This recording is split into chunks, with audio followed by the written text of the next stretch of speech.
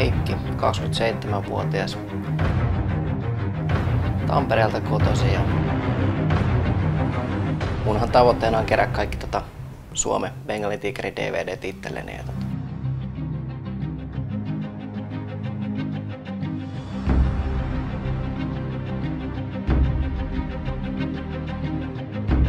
Mullahan on jo aika laaja tommonen DVD-kokoelma. Mulla on noin 50 kappaletta niitä.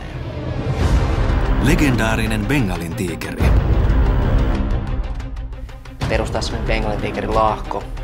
Opettaa niille ihmisille sitten Bengalin tiikerin tapoja.